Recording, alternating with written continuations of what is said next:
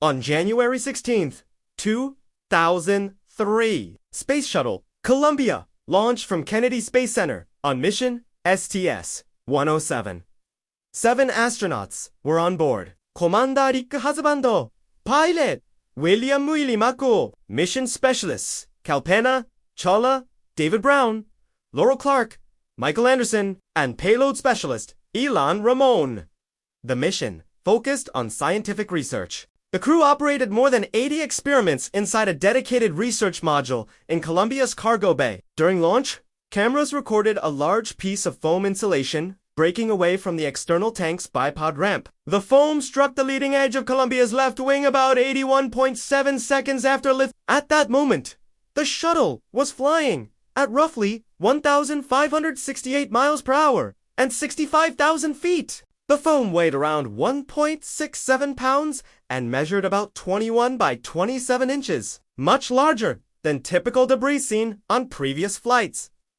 Engineers reviewed the high-speed footage. Foam shedding had occurred on earlier missions without catastrophic consequences, and managers concluded the impact was unlikely to cause serious damage. A debris assessment team from NASA and Boeing requested high-resolution imagery of Columbia S-wing from military assets to check for harm. Program managers denied the request, arguing that even if damage existed, there was no realistic way to repair it, and Columbia could not reach the International Space Station. In reality, the foam strike had opened a significant hole, estimated at 6'2", 10 inches across, in one of the reinforced carbon-carbon panels protecting the wing S leading edge. For 16 days, the crew carried out their science program.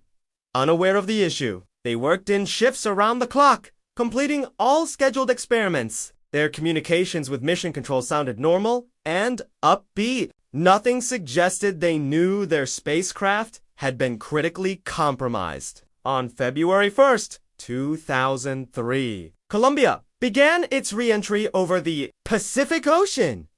The orbital maneuvering system, engines fired to slow the shuttle and drop it out of orbit. As Columbia descended, it encountered the upper layers of the atmosphere at more than 17,000 miles per hour.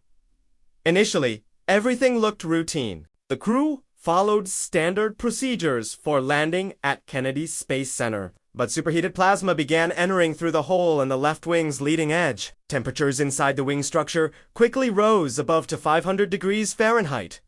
This was far higher than the melting point of aluminum. Internal components of the wing began to fail. Sensors on the left side of the shuttle recorded rising temperatures and system anomalies. The crew was not immediately aware of how serious the situation had become. At 8:59 a.m., Eastern Time, while passing over Texas at about 207,000 feet, the damaged left wing broke away. Columbia instantly lost control and disintegrated under aerodynamic forces. Debris scattered across wide areas of Texas and Louisiana. The crew cabin was destroyed in the breakup, and all 7 astronauts were killed. The investigation led to major changes in shuttle operations. Future missions included detailed inspections of thermal protection tiles and panels, as well as new capabilities to repair certain types of damage while in orbit.